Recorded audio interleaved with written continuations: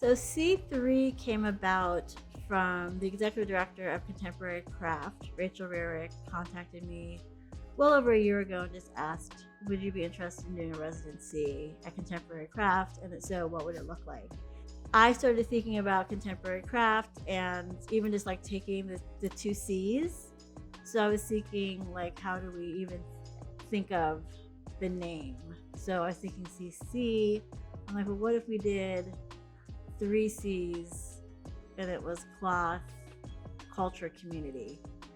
And I knew I wanted to explore Blackness, and I thought Black Pittsburgh. And then I asked the question, who was the first Black person in Pittsburgh? And that's how it all started. So I wanted to start the history and start talking about Black Pittsburgh before 1758. So I started looking at that. And I also really wanted to think about Black Pittsburgh before the transatlantic slave trade. So I knew I wanted to start in West Africa, and I wanted to start with the women in West Africa because I think all too often the queens and femme leadership is overlooked and not talked about enough. And so C3 covers over 1,000 years of history, the 1500s in West Africa up to the year 3000 in Pittsburgh. For the C3 flag is an example of maybe being too ambitious creatively, because I thought I was going to make all the fabric for the whole collection. And once I started getting into it, I realized this is really difficult. And not only make the whole fabric, I was going to weave the fabric. So a lot of this was like have this big grand idea and then figure out how to actually implement it. So instead of making all the fabric, I bought textiles and printed out the fabric. But the C3 flag is in honor of Black Pittsburgh. And the way that it is put together is it is a kind of the necklace of connection. It's a chain of connection. So at the center is the mythical flying African, part of folklore, or some people say very real experience that Black people can fly. And also the eagle, which is important in both the United States of America as well as Nigeria, which is where our story starts. And then we have a chain from showing from different ports in West Africa up through Louisiana and up to Pennsylvania. So that's kind of that first link to the transatlantic slave trade. The flag is flanked with fern, and fern represents the plant that enslaved Africans would look for in order to find their path towards fresh water on their path towards freedom from chattel slavery in the South. And then we have flora and fauna and different healing foods that was present in both West Africa, southern parts of the United States, and in Pennsylvania. And they include lots of different things: wild senna, Lego spinach, dandelion, garlic, collard greens, among many other things. And so this also, I think, the creation of the C3 flag, I think, also represents the research, because this project was as much as a research and writing project as it was a design project. So yeah, it's there's a lot.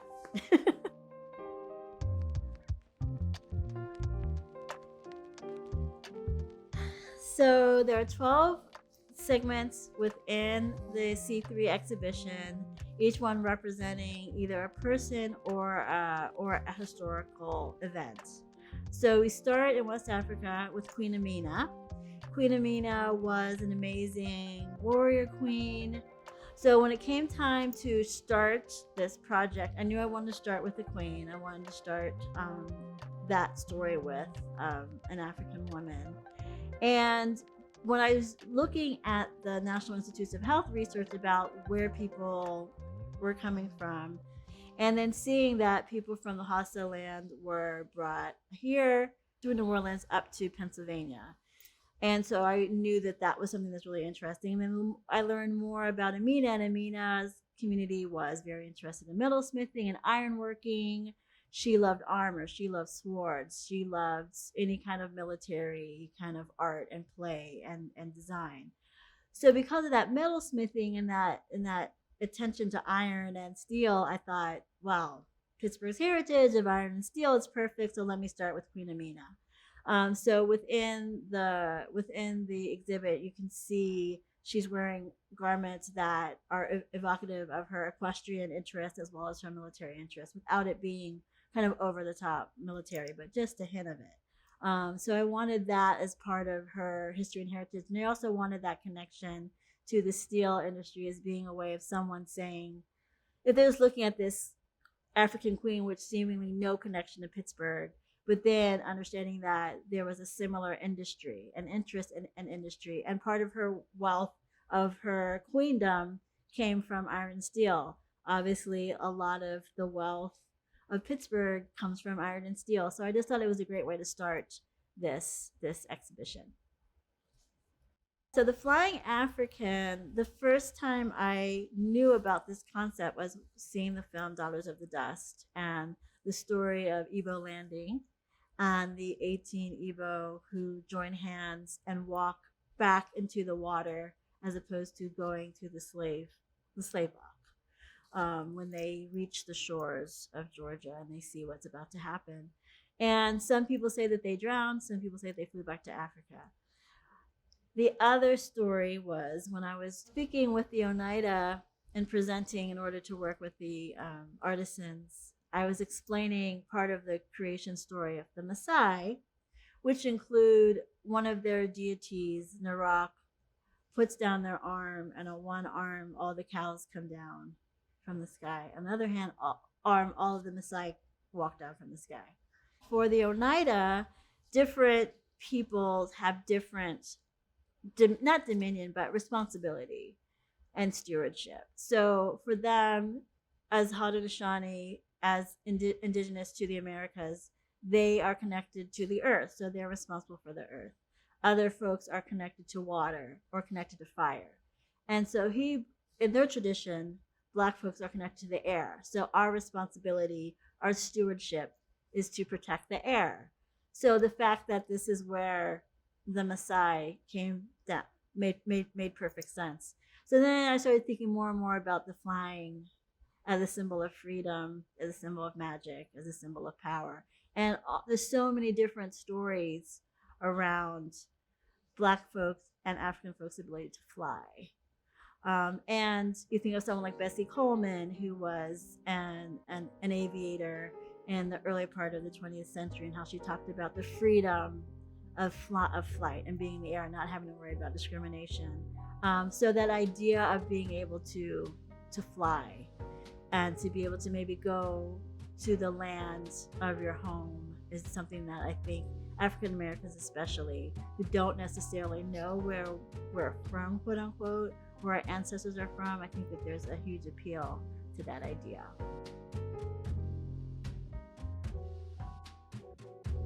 So next up in the exhibit is the Virginia Regiment, militiamen, and George Washington was the head of the regiment. There were many enslaved and also free Black folks connected to various regiments who were present at when Fort Duquesne became Fort Pitt. With any of the regiments, I was struggling with the idea of recreating the perfect military uniform. So I decided to start with the red coat of the Virginia Regiment, which is the British, because it was a British unit, but then add different things. So on his breast pocket is actually a Sankofa bird, which is also reminiscent of the idea of looking back where you're from, having a sense of knowledge of your past. If you don't know your past, you won't be able to move forward. But also, again, this idea that's brought with the African American experience was different from the African experience. With African American experience of when you pass on, when you transition from this corporeal body to the next phase, your spirit will go back to your home in Africa. So I wanted to acknowledge that, especially someone in 1758, no idea what that person's experience was, how they found themselves wearing this red coat. But I wanted him to look like a king. So he has indigo dyed head wrap. He has beads and gold and gold ink on his jacket, and breeches, and just, and a silk tie, just to be able to say, I know that you suffered and you went through this thing that you should never have gone to, and I'm not interested in being historically accurate when the history is so racist. I want to present you as a king. So he represents all of the black folks who fought for Pittsburgh, for Pittsburgh to come into existence. So the next segment actually is 1755. So it's before Fort Pitt comes into being. And Colonel Lewis Cook was actually present at Braddock's defeat along the Monongahela. So his father was African. Don't know where. I have not seen that recorded anywhere. His mother was most likely an Abenaki, but she was an indigenous woman from the United States. Some people don't believe this. But it's written in part of his story. I've seen it more than once, so I will retell it, even though some people dispute it. That there was a French soldier who saw him, Lewis Cook, and said, "He's mine." So that to me meant he saw what he thought was a black kid, was going to grab him and take him as his slave. The mother caused up enough of a ruckus that Haudenosaunee folks who were in earshot was able to make sure that that didn't happen. And Lewis Cook and his family was adopted by the Mohawk, so he became Mohawk. I don't know how many different chapters of this person's life existed. He fought in the War of 1812. He was there at 1755 fighting for the French. So I wanted to have a black person fighting for the British and a black person fighting for the French, kind of right next to each other in the exhibit. In addition to all the things that he did militarily, he also was very seminal in establishing and creating the Mohawk Nation. So he is just a true character in all the best sense of the word. And I'm not even telling half of what he's an amazing person. The fact that he spent some of his life in this region and was a part of so many different points of history. I hope that someone does do a film about him because he's remarkable.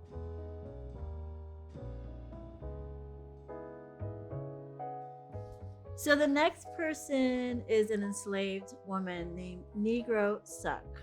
That is her name. We know that is her name because that's the name on a document in Allegheny County records.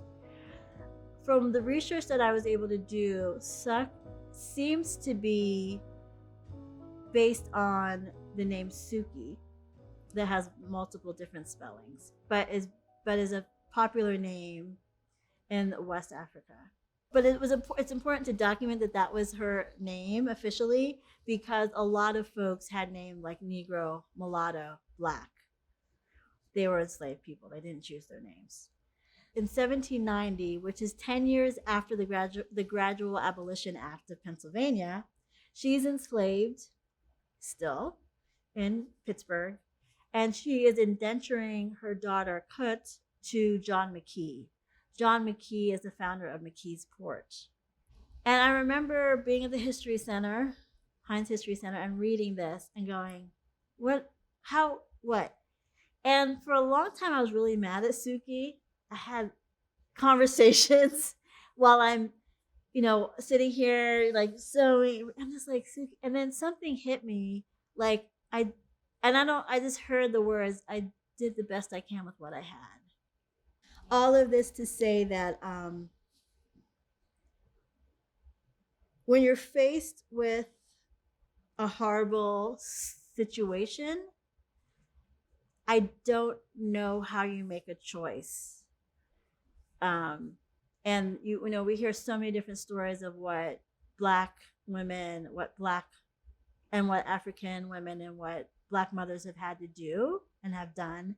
And I am in awe of the ability to live and create new life and keep it moving because I couldn't do it.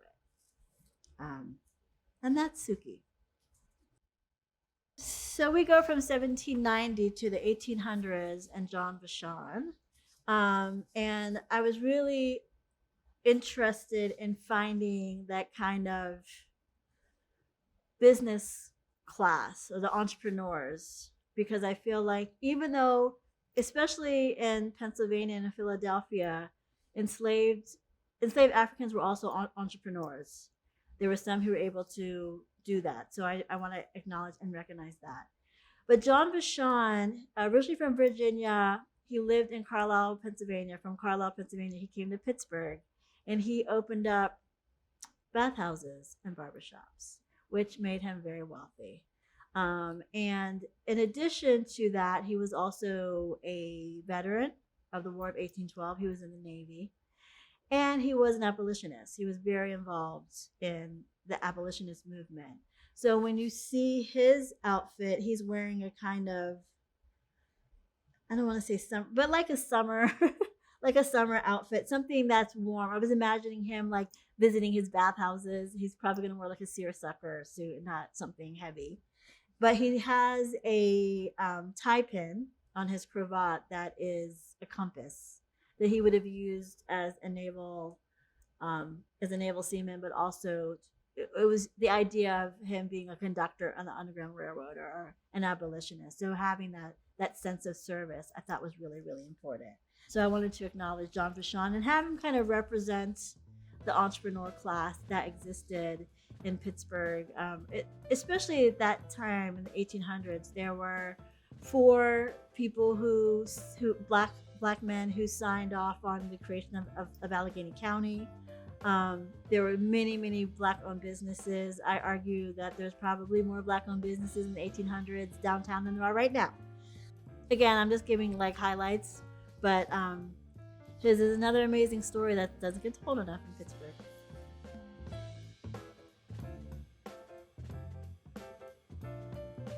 So we go from the 1800s to the 1920s and the Great Migration. Pittsburgh, for a city of its size, is as much of a chocolate city. Like, we think about all the different music, the literature. There's so much. The Pittsburgh Courier was really one of the main black newspapers that was like, come to the north. And 4 million people moved from the south up north in the hopes of finding that warmth of other suns. 4.5 million African Americans between 1910 and 1960. And I wanted to make sure to mark Pittsburgh's important role in the Great Migration. The way that this particular story came about was at the Heinz History Center and reading oral histories from a quilt exhibition. And in this quilting exhibition, the one of the directors of the Heinz History Center actually interviewed all of the quilters. So there were oral histories from all the quilters, and the first one I read was a story about this quilter whose family had to escape from the South immediately because her father was accused of a crime he didn't commit, and they were going to lynch him. And so the family packed up as much as they could and just fled. And so in the exhibit, you see a mother and two girls and a quilt. And that kind of represents them leaving with whatever they could, obviously taking the family quilt with them. And the mother is actually wearing like a cameo brooch that shows the silhouette of the dad and the route up north, with Pittsburgh being marked where his eye would be in the cameo. So I wanted to note that important element of our history. So next up is the coal miner. It's actually based on my grandfather, Thaddeus Mosley Sr., who began coal mining at the age of 16. I unfortunately never met him. He passed on before I was born, and I think primarily because he was a coal miner since the age of 16. It's not a long, not usually. And I actually found out at the opening of the show that my dad is the first no, person that he knows, first man that he knows in his family that wasn't a coal miner, which I think is really fascinating. So my grandfather, in addition to being a coal miner, being an avid gardener and an avid reader, he also was a union organizer. And there's the Mosley folklore of his work as a union organizer, which unfortunately also included intimidation tactics by the mine owners, which included armed individuals shooting at the house where my grandparents and my dad and his siblings lived. So my dad and his siblings would hide under the bed while the family house was being shot at. And my grandfather would shoot out the front of the house, and my grandmother would shoot out the kitchen versus the back window. And I had one aunt who had shrapnel in her leg her whole life, who actually got shot under the bed.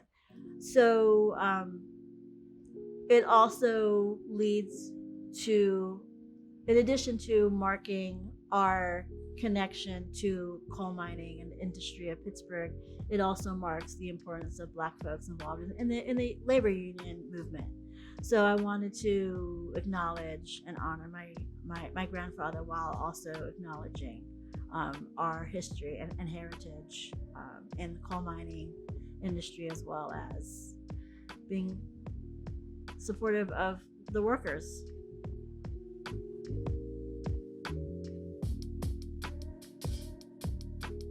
So the next segment is the 1940s, and there is an outfit worn by a World War II veteran. And at the center of this storyline is the zoot suits that he's wearing, and he also has a triple V for victory charm. And the reason why I wanted to create this was because I wanted to talk about the double V for victory, also a huge part of the Pittsburgh Courier, was a huge part of that, a huge part of American history. Doesn't get talked about enough. But the idea of the victory over fascism in Europe, victory over racism in America. And the third V I'm adding because of LGBTQIA plus rights. And I included that because I was reading about what's called the blue discharge. And the blue discharge was so named because the color of the paper was blue. And it was not supposed to be a dishonorable discharge, but it basically acted as a dishonorable discharge. And it was given disproportionately to African Americans, to women, and to members of queer community. So I wanted to include that because it's also a key part of intersectionality and really fighting for equity and justice. And until we take care of all of us, then we're not taking care of any of us. So the next up is the Black Arts Movement. And I was really interested in this 1960s, 1970s time because that's when I come into the world. I come to Pittsburgh in 1969.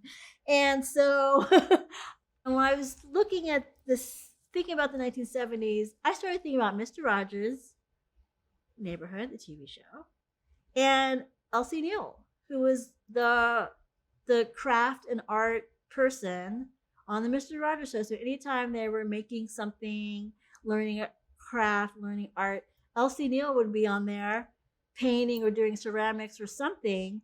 And I am trying to imagine how much that must have impacted me. Just thinking about it now, like I get excited about imagining, like seeing that as a little kid, like looking at a TV show and seeing a Black woman with a little top knot on her head like I used to wear as a kid, going, oh wow, art, making stuff. Yeah. It's one thing to have it all around. It's another thing to see it on television. And so I wanted to recognize and acknowledge the important role that Black Pittsburgh played in an important time, civil rights movement, and of American history. So this is a nod to that time. after the Black Arts Movement, we moved to hip hop.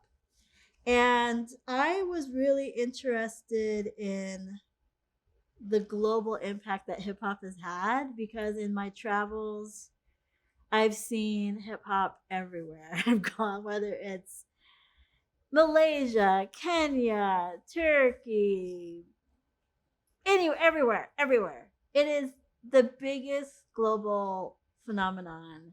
The look is actually deconstructed vintage tracksuit, and I wanted to play with texture, with proportion, and the way things look, but I also want to include different elements of hip hop. So this is really more of an ode to breakdancing, maybe than anything else, because I was envisioning the windmill when you're kind of your arms kind of become the legs and the legs kind of become the arms and you're spinning around and you're whipping around. So the actual track pants are now the hoodie and the top that you wear on the top, and the jacket becomes a wrap skirt or like a wrap kilt over a pair of track pants. So I'm hoping when people see it, they kind of envision motion because that's what I wanted to include. And I had a little nod to Wiz Khalifa with a black and yellow t-shirt. I wanted to acknowledge the sports heritage of Pittsburgh without acknowledging any specific team or anything like that. So you have the black and gold, black and yellow shirt.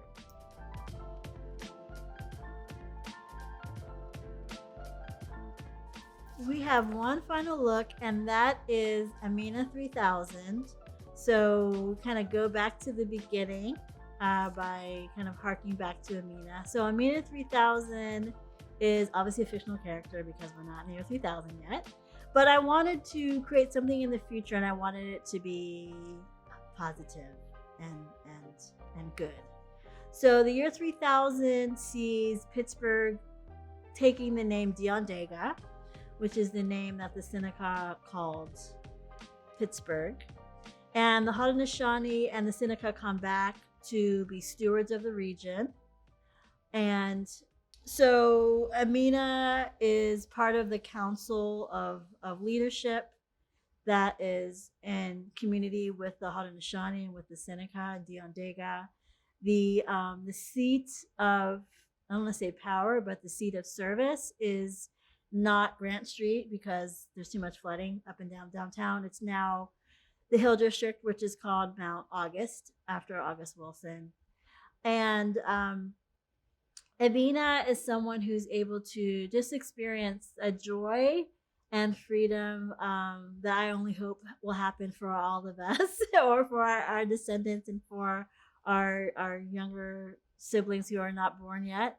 But she doesn't wear that many clothes, primarily because it's hot.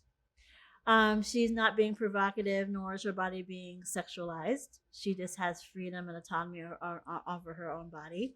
So she wears things that she's found and she's made for herself. So lace doilies become her top, and she weaves it in with found fabric. She's found the brooch that was worn by the Great Migration mother, so she's wearing that. She has a chainmail shoulder holster reminiscent of Amina's chainmail shoulder holster, and she's wearing herbs and flora and fauna that she just weaves herself, and she wears it as she wants to. She has a nation sack with some goodies in it, including a lucky penny from 1999, a crystal, as well as High John the Conqueror root. And she has a foraging knife where she gets she forages herbs and plants, and she wears a C3 flag as a sarong, and just a multi-purpose thing. It's it's very much a thing that I learned in Kenya. It's just something that you always just have, and so she just kind of has her kanga, her sarong, that she just uses for whatever she needs during the course of the day. So that kind of freedom, that body autonomy, the fresh food that you could forage, the community and service, not in power, all these things, multiracial leadership, not tokenized, all of these things were something that I wanted to kind of present for the future. And I just hope that we can be in community enough to actually create that future for each other. For C3, once I got past that question and realized I wasn't really going to find the answer who was the first Black person in Pittsburgh, I just wanted to show with as much love and gratitude as possible how appreciative I am of all the people that came before. And even though we don't know all of their names, that I wanted to acknowledge how much they've done for us, for Pittsburgh, for this country, and for this world. Black Pittsburgh is such a key point. And I think if we were to take, if there was like a tile for each and every culture in the world, if we were to take Black Pittsburgh away, the world would not be the way it is right now. And so I just wanted to put a little gem in that tile to Black Pittsburgh. Just one little element that hopefully will help increase the research, the attention to Black Pittsburgh. And I hope people learn. I hope people learn, because I learned so much. Most of what I learned I couldn't even include. And most of what it is to know, I didn't even find out. Someone asked me how many years I've been working on this project, and it was a 9-month project. So if I had more time, I would do even more. But I hope that the love comes through, and I hope people get inspired.